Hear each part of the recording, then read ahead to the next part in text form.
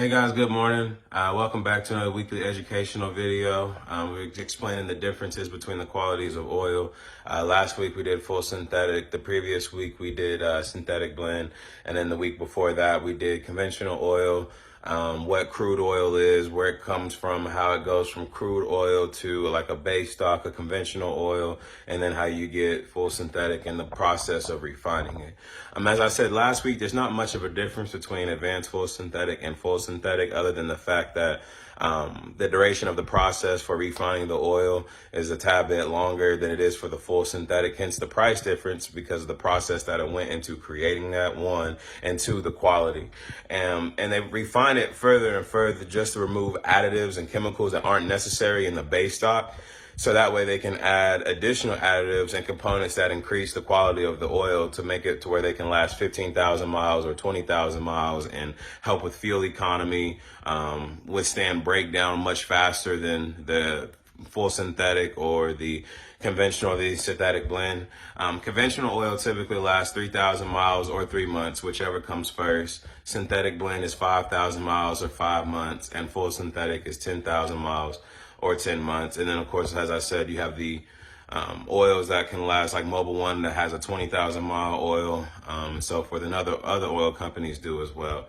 Conventional oil changes are your cheaper rates, your cheaper packages. They start from anywhere from $19.99, and they can go anywhere from there up to $29.99 or $30, something like that. Synthetic blends, they usually start between 35 to 50 bucks, anywhere between there, depending upon the extra services that you're getting, also like maybe like a tire rotation or something.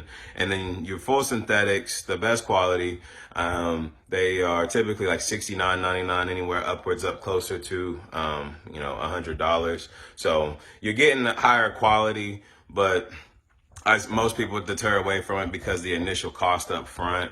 And I'll explain later how you would be able to save money going that way. But keep in mind too, another thing that people don't know is that most oils don't last to the full amount that is advertised on the bottle. I mean, it lasts, if it's a 10,000 mile oil, then it lasts 10,000 miles, but its peak doesn't last the full duration of the 10,000 miles. Most oils, they break down like halfway through.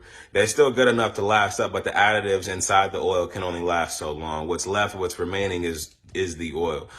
So the peak is pretty much over, like for full synthetic, like 5,000 to 7,000 miles for most full synthetics. Not all of them, but on average on most of them.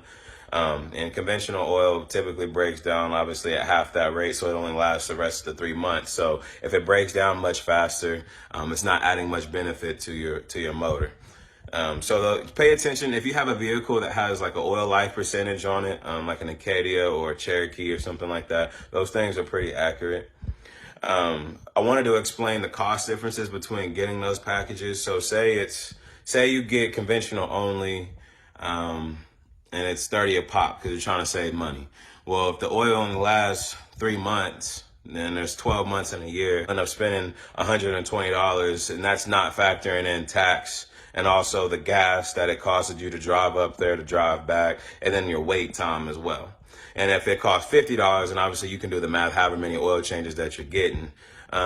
Whereas if you do a full synthetic, and say you use the entire 10,000 miles or the 10 months, whichever one comes first, most of the time, most people aren't driving over 20 something thousand miles in a year. It's about 15,000 miles for the average driver. So worst case scenario, you might have to squeeze one more additional oil change in there. Most of the time you don't. So say you get an oil change now, it's already towards the end of April. You wouldn't really be technically due for one again until next year, the following next year. So you save money. So if it's a $60 or $70 oil change, you only spent 60 or 70, as opposed to the guy that's continuously buying conventional and he came back 4 times that year. Otherwise, if you don't, then the motor just breaks down a little bit differently. So I just wanted to give you guys that quick explanation on what the differences were, how you could save money, and best make that decision. You could make the counter argument that the more time that you're taking your car into a shop, you have the opportunity to have more inspections, to have more things looked at, but you're also still spending more money in the long run while trying to save money up front. when most full synthetic oils help with fuel economy, so you save gas, the same gas that you're burning to take it to somebody, you wouldn't have to with us. Obviously, we're a mobile service, but still and yet. So I just wanted to say thank you guys again for tuning in. I have another video next week. It's got big news next week, so you guys definitely have to watch the video next week. And I just want to say thank you for the constant support, and can't wait to talk to you guys soon.